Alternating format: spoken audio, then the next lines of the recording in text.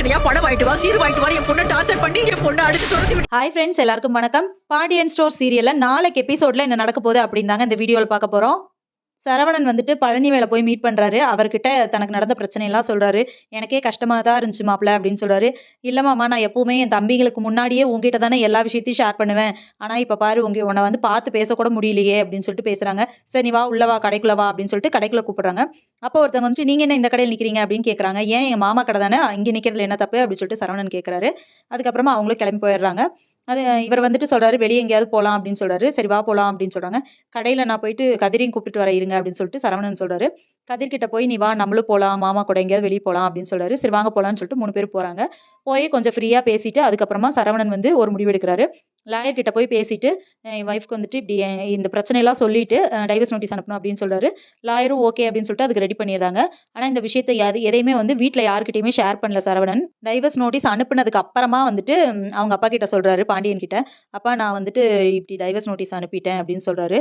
அப்ப அவர் வந்துட்டு, உன்னோட வாழ்க்கை அப்படிங்கிற மாதிரி அவருக்கு ஒயிட்டா இருக்காரு. இந்த விஷயம் வந்துட்டு டைவர்ஸ் நோட்டீஸ் வந்து அவங்க கைக்கு போயிருது, தங்கமேலுக்கு.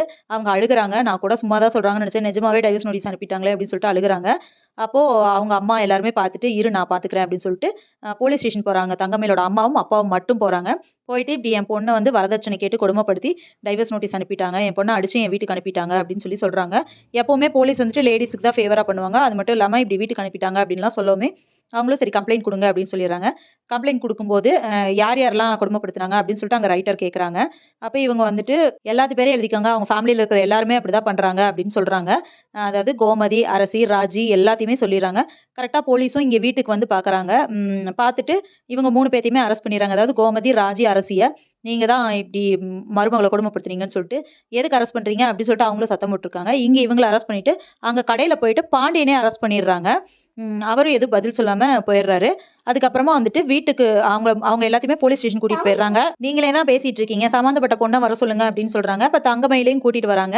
அப்ப அவங்க கிட்ட கேக்குறாங்க. அவங்க வந்து அவங்களோட வாழ்க்கையை காப்பாத்துறதுக்காக மறுபடியும் பொய் சொல்லி, ஆமா இவங்க இப்படிதான் பண்ணாங்க அப்படின்னு சொல்லுவாங்களா, இல்ல இனிமேலும் பொய் சொல்லக்கூடாது அப்படிங்கறதுக்காக, தன்னோட மாமனார் மாமியாரை காப்பாத்தணும் அப்படிங்கிறதுக்காக, இல்ல அப்படியெல்லாம் இல்ல, இவங்க பொய் சொல்றாங்க, அம்மா தான் பொய் சொல்றாங்க, இவங்க சொல்றதெல்லாம் உண்மைதான், இதை நாங்க ஏமாத்தி தான் கல்யாணம் பண்ணோம் அப்படிங்கறத ஒத்துக்குவாங்களா, இல்ல என்ன நடக்க போகுது அப்படிங்கறத இனி வர்ற வீடியோல ஒன்னொன்னா பார்க்கலாம் ஃப்ரெண்ட்ஸ். அது வரைக்கும் வெயிட் பண்ணுங்க. நன்றி, வணக்கம்.